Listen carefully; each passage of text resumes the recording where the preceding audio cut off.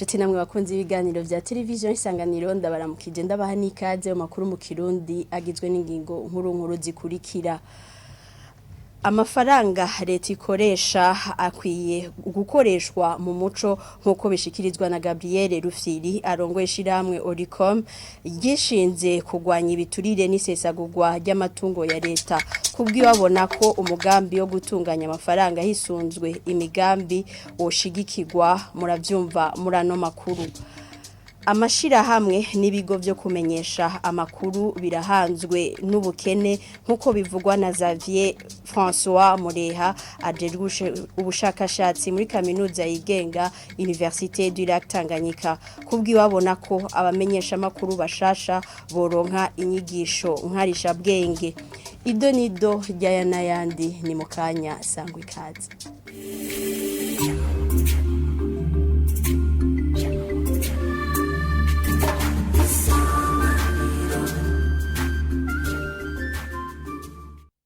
Ndasubiye kubaramutsa reka dutangurira no makuru mu gisata cyo kumenyesha amakuru. Abamenyesha amakuru bakorera ku mbuga ngurukana bumenyi barakeneye kuronswa inyigisho zikwiye kugira barangure umwuga wabo wo kumenyesha amakuru bisonze amategeko agenga uwo mwuga.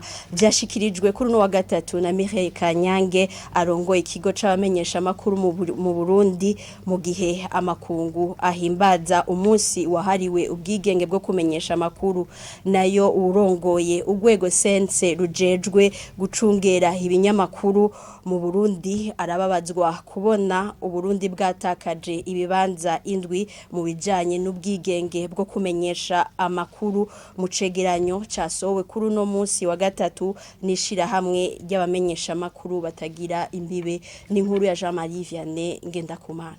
Mugihe buri genekerezo rya gatatu rusama ku mwaka utashe amakungu ahimbaza umunsi wahariwe ubwigenge bwo kumenyesha amakuru urongoye urwego sense rujeje gucungera ibimenyesha amakuru mu Burundi amenyesha ko uwo munsi ushitse mu gihe Burundi bwatakaje ibibanza indwi mu cegeranyo cishiramu ry'abamenyesha amakuru batagira imbibe RSF cuno mwaka 2023. Vestine Nahimana akavuga ko iryo shirahamwe rifise ivyo gisunga mu gutanga amanota mu rwego gw'isi yose ngo twoba twarasubiye inyuma Burundi bwa bwarasubiye inyuma inshuro indwi. Hariho ibindi bihugu vyaduciye imbere kuko ku mwaka uheze twari twateye imbere intambwe 8 umunsi twateye inyuma intambwe indwi burya hariho ico baba bahereye kugira ngo dusubire inyuma. Nubwo biruko waramusi wa gwego sense arashimishwa no kubona Burundi buri mu kibanza ca mbere mu bihugu bigize umuryango wa Afrika y'ubuseruko. Tukaba twatahuye yuko Uburundi bufise ikibanza ca mbere muri liberté de presse muri ibi bihugu vya Afrika y'ubuseruko.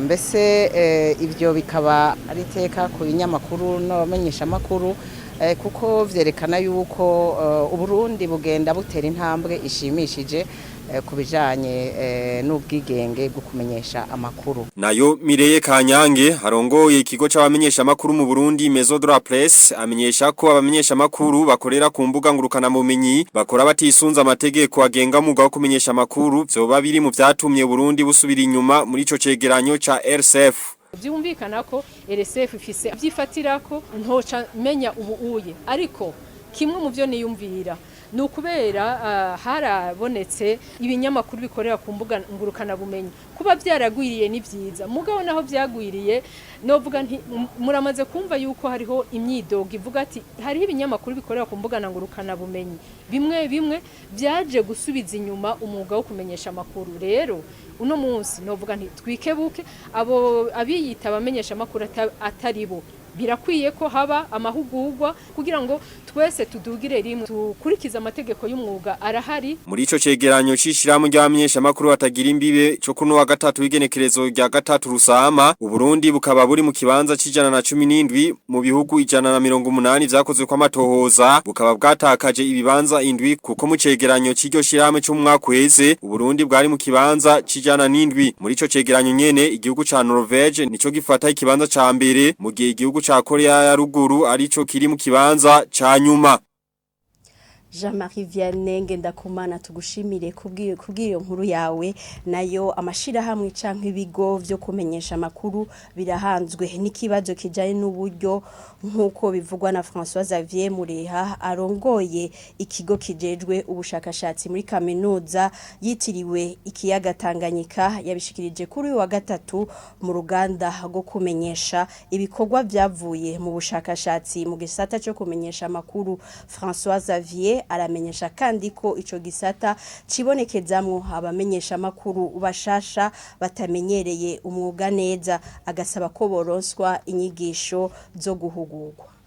Uruganda rwo kumenyesha ibikorwa vyavuye mu bushakashatsi tumaze mwaka dukora ubushakashatsi twakoze tubifashijemwo na ambasade y'Abafaransa mu Burundi ubushakashatsi bwerekeye ingene igisata cyo kumenyesha amakuru coroshiriza gutera imbere kurusha uko kiruhu no kugerageza gutorera inyishu ibibazo byose biraba ico gisata.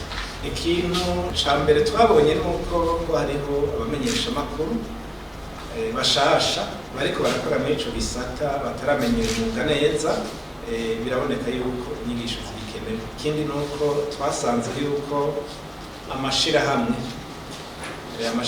canke ibigo byo kumenyesha amakuru bidafite uburyo bukwiye, rero bikwiye yuko kumbure byo kwiga ingene bironka uburyo bukwiye, bikarondera ingene birondera uburyo bwabyo, kuko kuzera gukora bafashijwe n'abandi babafasha hari igihe bitama bishoboka canke ugasanga hariho amakuru badashobora kurondera neza kumbure bivanye n'ivyo abo bafasha bashaka.